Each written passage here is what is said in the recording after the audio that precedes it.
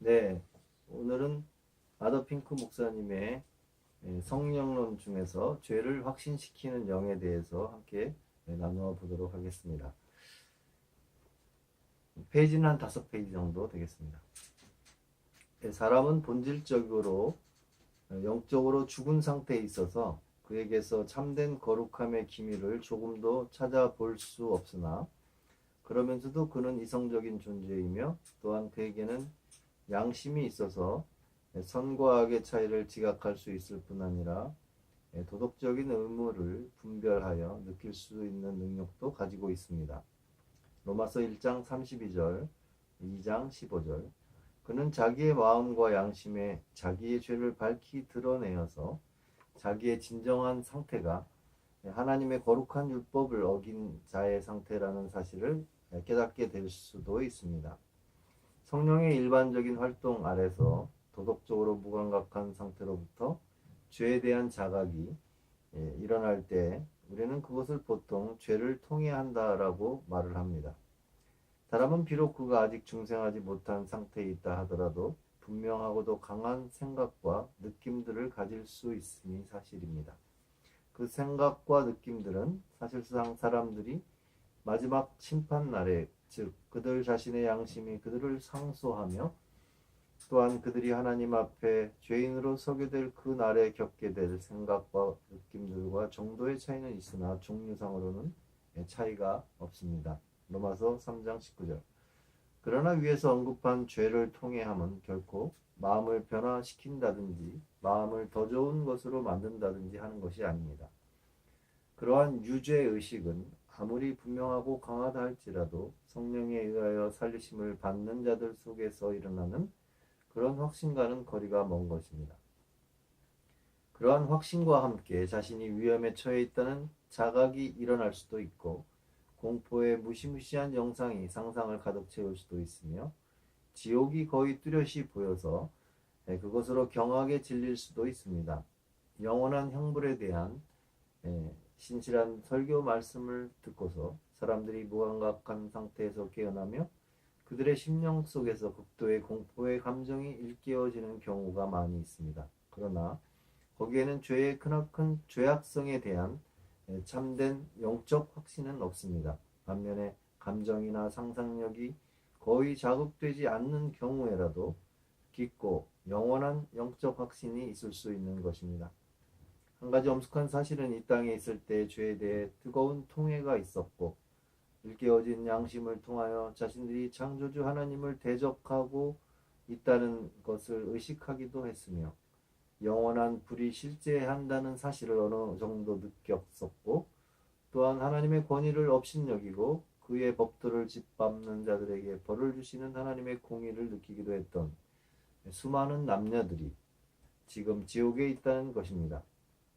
그러한 확신들을 체험한 수많은 사람들이 각성하여 다가올 진노를 피하려고 했으며 또한 지옥의 고통을 피하려고 매우 열정적으로 노력했으며 또한 자기 보존의 본능에 의하여 그 고통을 피하는 한 수단으로서 종교를 갖게 되었다는 것은 참으로 엄숙한 사실이 아닐 수 없습니다.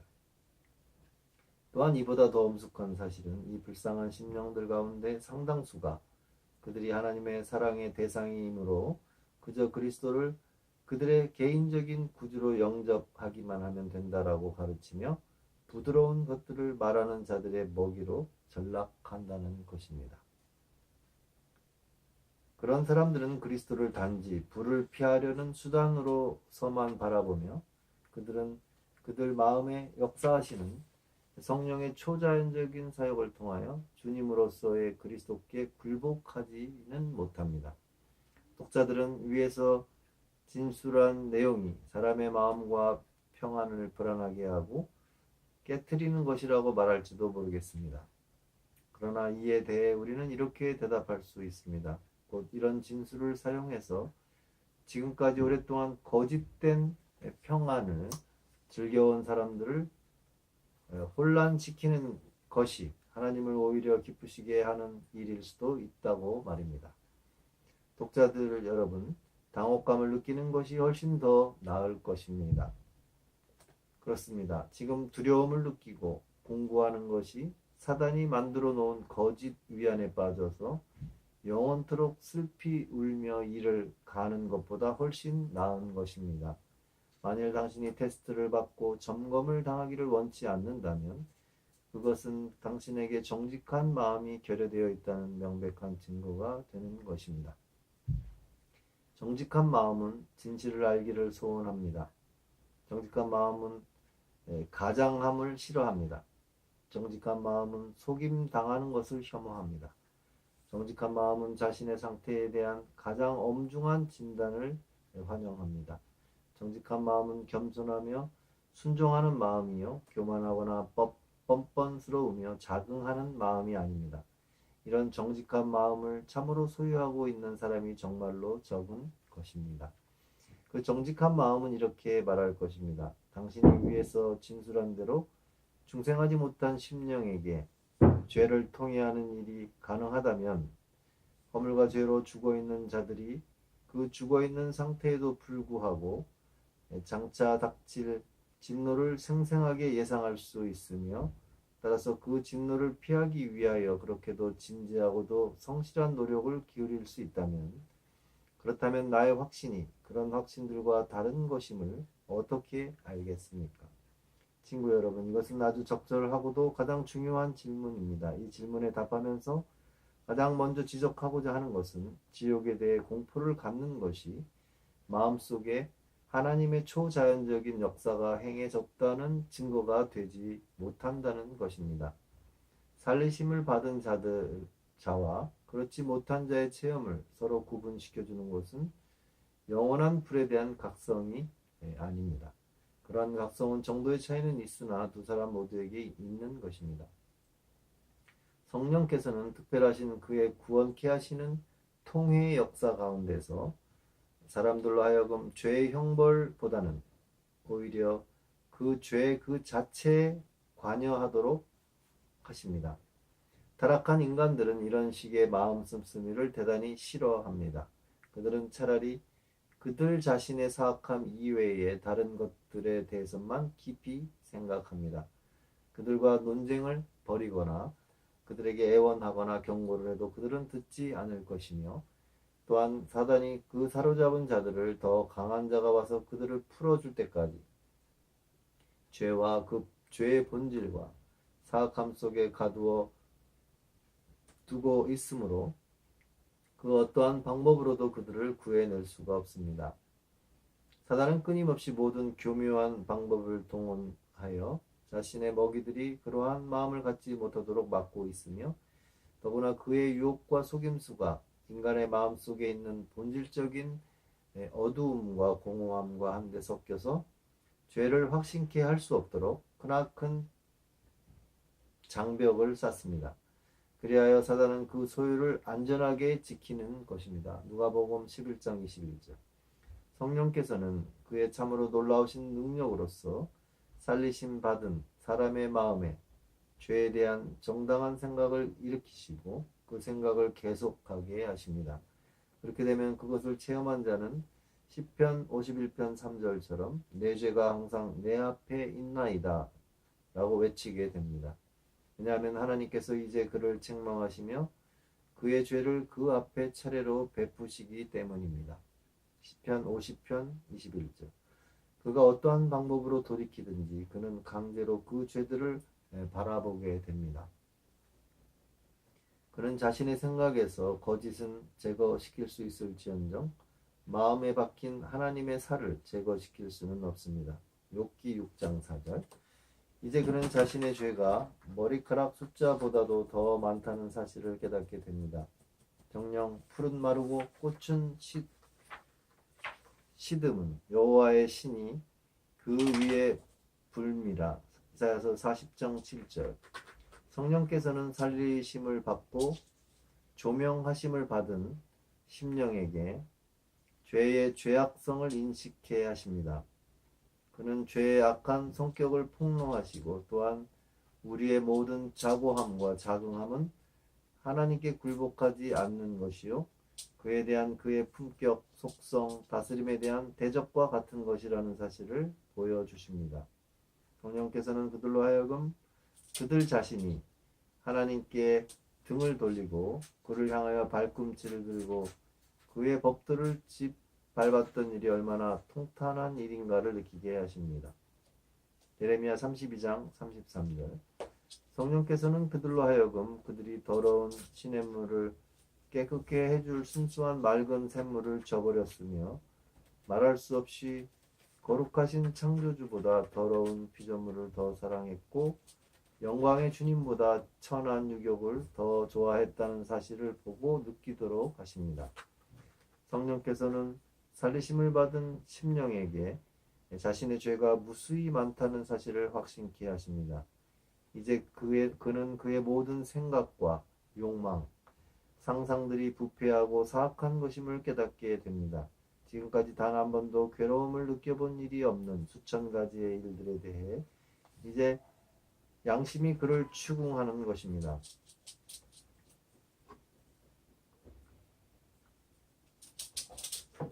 성령의 조명하심을 받아서 그는 자신이 아무리 선한 일을 했다 하더라도 그것을 유발시킨 동기가 중심을 보시는 하나님께 합당하지 못하기 때문에 자신의 의로움 자체도 더러운 누더기에 불과하다는 사실을 발견하게 됩니다. 또한 그는 자신의 기도마저도 그 기도를 하게 하는 순수한 사랑이 결여되어 있어서 오염된 더러운 것이라는 것도 보게 됩니다. 간단히 말해서 그는 자신이 발바닥에서 머리까지 성한 곳이 없이 상한 것과 터진 것과 새로 맞은 흔적뿐이라는 것을 보게 되는 것입니다. 이사야서 1장 6절. 성령께서는 확신한 사람에게 하나님의 성품과 그의 요구하시는 바를 제시하십니다. 이제 성령을 통하여 죄가 드러나며 따라서 하나님을 대적하여 죄를 짓는 것이 얼마나 악하며 쓰라린 일인가를 느끼게 됩니다.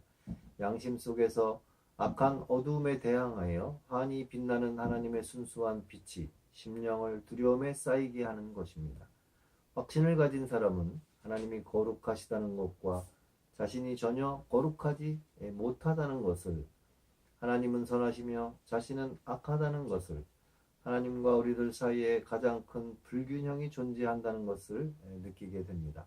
그래서 그는 마음속 깊이 외치게 됩니다. 하나님의 위엄을 그렇게도 자주 경멸해온 나와 같이 부패한 존재가 감히 어떻게 거룩하신 하나님 존전에 설 수 있으랴.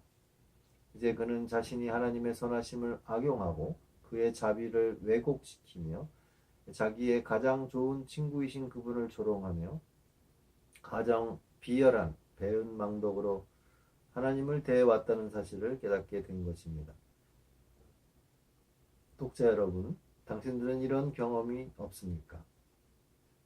앞장에서 우리는 성령의 일반적인 활동 아래에서 많은 중생치 못한 자들이 경험하는 죄의 확신과 택한 자들의 마음을 살리시고 조명하시는 성령의 사역에 뒤따라 일어나는 죄의 확신 사이에 존재하는 실제적이고 본질적인 차이에 대해 몇 가지를 지적한 바 있습니다. 거기서 우리는 후자의 경우 양심이 죄의 형벌보다 죄 그 자체에 더 중점을 둔다는 사실을 지적하였습니다. 곧 하나님을 대적하는 죄의 실제적인 본질과 하나님을 증오하는 죄의 크나큰 죄악성, 그리고 모든 행동이 오염됨으로써 나타나는 죄의 무수함에 창념케 하고, 또한 그러한 죄 속에 있는 우리와 거룩하신 하나님 사이의 크나큰 간격을 하나님의 성품과 그의 요구하시는 바를 통하여 보여주는 것입니다. 심령이 지각할 뿐 아니라 느끼게 되기까지 했다면, 마음의 공포와 고뇌를 가지게 되면 하나님의 은혜의 역사가 그 심령 속에 시작되었다고 믿어도 좋을 것입니다. 중생하지 못한 자들 속에서 역사하시는 성령의 일반적인 활동으로부터 나오는 확신과 중생한 자 속에서 역사하시는 그의 특별한 활동에서 나오는 확신 사이의 대조점들은 이것 외에도 많이 있을 것입니다. 전자의 확신은 일반적으로 가볍고 불확실하며 지속기간도 짧습니다. 그 확신은 곧 가라앉고 마는 갑작스러운 공포에 불과합니다. 그러나 이와는 달리 후자의 확신은 깊고 신랄하며 오래 지속되는 것으로 일생을 통하여 자주 반복되는 것입니다. 전자는 주로 감정적인 것임에 반하여 후자는 판단에 의거한 것입니다. 전자는 명료성과 효율성이 감퇴되지만 후자는 그 강도와 힘이 날로 성장합니다. 전자는 하나님의 공의에 대한 생각으로부터 일어나지만 후자는 하나님의 선하심을 생각할 때 더욱 강렬해지는 것입니다. 전자는 하나님의 능력에 대해 두려워하는 마음에서 솟아나지만 후자는 그의 거룩하심에 대해 경외하는 마음에서 우러나오는 것입니다. 중생하지 못한 자들은 영원한 형벌을 가장 악한 것으로 여기나 중생한 자들은 죄를 가장 악한 것으로 봅니다. 전자는 양심으로 지옥에 떨어질 것을 예감하고 그것에 대해 신음하지만 후자는 그들에게 거룩함이 없다는 것을 슬퍼합니다. 전자의 가장 큰 바람은 장차 다가올 진노에서 벗어났다는 확신을 갖는 것입니다. 그러나 후자의 지고한 열망은 죄짐을 벗고 구속함을 받아 그리스도의 형상으로 화하는 것입니다. 전자는 자신에게 죄가 많다는 사실을 확신하면서도 자신에게 좋은 점도 있다는 생각을 계속 고집합니다. 그러나 후자는 자신의 육체 속에는 선한 것이 아무것도 없다는 사실을 뼈저리게 의식하며 자신이 아무리 좋은 일을 행한다 하더라도 그것은 더러운 것이라고 생각합니다. 전자는 확신을 얻어서 마음의 평안을 갖는 것이 가장 선한 것이라고 단정하고서 개걸스럽게 위안을 잡으려고 했습니다. 그러나 후자는 자신의 죄가 용서받을 수 없을 정도로 큰 것은 아닌가 하고 두려워하며 하나님의 은혜에 복된 소식을 조심스럽게 믿습니다. 전자의 확신은 더욱 굳어지지만 후자의 확신은 녹아져서 굴복에로 이끌어 줍니다. 지금까지의 이 내용은 차녹의 퓨리탄에서 요약한 것입니다. 성령께서 이 확신케 하시는 특별하신 사역 가운데 사용하시는 위대한 도구는 곧 율법입니다. 왜냐하면 율법은 우리가 그것으로 우리의 도덕적인 선악을 판단하도록 하나님께서 주신 하나님의 법도이며 또한 확신이란 율법에 의하여 양심에 비추어진 죄에 대한 공식적인 인상, 그 이상도 이하도 아니기 때문입니다. 이 사실에 대한 증거는 다음의 구절에서 분명히 나타납니다. 로마서 3장 20절에 율법으로는 죄를 깨달음이니라. 모든 율법의 목적은 곧 행하여야 할 바를 가지고 오성의 인상을 주어서 결국 인간이 그것에서 벗어나 있다는 것을 알게 하는 것입니다. 그러므로 율법은 절대적으로 필요한 것입니다. 사도 바울은 율법으로 말미암지 않고는 내가 죄를 알지 못하였다고 외쳤습니다. 로마서 7장 7절. 곧 하나님을 대적하는 죄의 본질을, 하나님에 대한 그 죄의 뿌리 깊은 징후를, 그 속에 있는 예기치 못한 탐욕들을 알지 못했다는 것입니다. 율법이 가입한 것은 죄를 더하게 하려 함이라. 로마서 5장 20절. 양심으로 죄의 확신을 깊게 하고 넓게 함으로써 죄를 더 알게 하는 것입니다. 이제 하나님께서 인간의 양심 속에서 심판하시니 죄인에게는 징벌이 요구될 것입니다.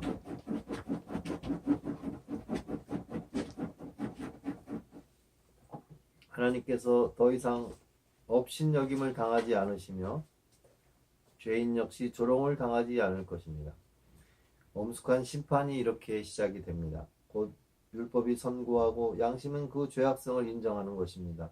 그리고 하나님께서 거룩하고 공의로우시며 선한 분으로 나타나십니다. 그러나 동시에 심하게 모욕을 당하신 분으로서 눈썹을 찌푸리고 계십니다. 죄인은 자신이 하나님의 공의와 선을 대적하여 지은 죄가 얼마나 무서운 것인가를 느끼게 되며 또한 그의 악한 행위가 더 이상 용납될 수 없는 것임을 알게 됩니다. 죄인이 전에 엄숙하게 된 일이 전혀 없다면 그는 여기서 이제 엄숙해지지 않을 수 없습니다. 공포와 당황이 그의 심령을 가득 채우며 죽음과 멸망이 그가 당할 필연적인 확실한 운명인 것처럼 여겨집니다. 전능하신 주님 자신이 양심의 법정에 나타나셔서 자신의 존귀를 변호하시면 불쌍한 죄인은 떨며 자비를 구하면서도 죄를 용서하는 자비가 자기와 같은 극심한 죄인에게는 베풀어질 수가 없는 것이 아닐까 하고 두려워합니다. 이때 성령께서 어둠 속에 숨겨져 있던 것들을 밝히십니다.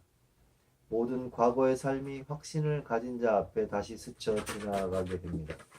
이때야말로 그는 하나님의 말씀은 살았고 운동력이 있어 좌우에 날선 어떤 검보다도 예리하여 혼과 영과 및 관절과 골수를 찔러 쪼개기까지 하며 또 마음의 생각과 뜻을 감찰한다는 사실을 실감하게 됩니다. 히브리서 4장 12절. 숨겨진 일들이 드러나며 잊혀진 행위가 다시 기억이 납니다. 눈으로 범한 죄와 입술로 범한 죄, 하나님에 대한 죄와 타인을 향한 죄, 하지 말아야 할 것을 행한 죄와 하여야 할 것을 행하지 않은 죄, 무지로 범한 죄와 고범죄가 차례로 스쳐 지나가는 것입니다. 이제 죄의 모든 뻔뻔스러움, 더러움, 극악함이 밝히 드러나며 죄인은 공포와 두려움에 압도되어 버리는 것입니다. 이제 죄인은 어떠한 방법을 취하든지 모든 것이 그에게 불리하게 되어버렸습니다. 그의 죄악성이 수없이 드러나 있으므로 그의 영혼은 떨면서 그 밑으로 잠길 수밖에 없습니다. 그리하여 그는 마음을 살피시는 하나님의 존전에서 자신이 죽는 것이 당연하다는 사실을 느낄 수밖에 없습니다. 즉 다시 말해서 자신을 선고하는 것이 정당하다는 사실을 완전히 인식하게 되는 것입니다. 이 확신이 그리스도인의 삶의 초기에 체험되어지는 것이냐 아니면 그보다 나중에 체험되는 것이냐 하는 것은 또한 죄인이 얼마 동안이나 중의 영으로 남아있느냐 로마서 8장 15절 하는 것은 또한 그가 자신의 처절함과 파멸을 어느 정도나 느끼며 좌절의 수렁에 얼마나 깊이 빠지느냐 하는 것은 모두 경우에 따라 다릅니다. 하나님께서는 절대적인 주권자이시므로 여기서도 그는 자신이 선하게 여기시는 대로 행하십니다. 살리심을 받은 영혼은 바로 여기에까지 가게 됩니다. 곧 하나님의 율법의 영성을 보며 그 선고를 듣고 자신의 경우가 스스로는 아무런 도움도 줄 수 없는 소망 없는 상태에 있다는 사실을 느끼게 되는 것입니다. 신명기 30장 6절에 내 하나님 여호와께서 내 마음과 내 자손의 마음의 할례를 베푸시리라는 말씀이 여기서 성취됩니다.